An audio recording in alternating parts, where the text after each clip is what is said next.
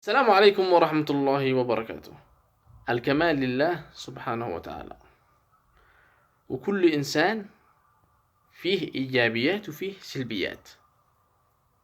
فلو كل إنسان يشوف إيش السلبيات حقه مثلا ويغير، يشوف إيش العيوب الذي فيه ويحاول يغير من نفسه، إن الدنيا بخير. يعني مثلا، هل به إنسان كامل مكمل؟ لا. لو واحد يلف العالم ما بش، كل إنسان فيه عيوب.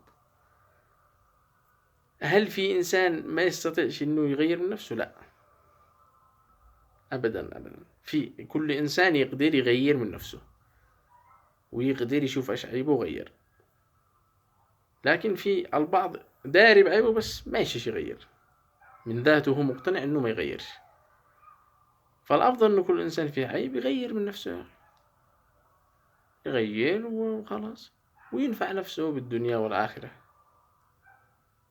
والناس مهما مثلا شافوا من الإنسان مثلا طبع سلبي أو حاجة سلبية، إذا شافوا تغير والله إنهم يحترموا ويسامحوا ويقدروا وكذا.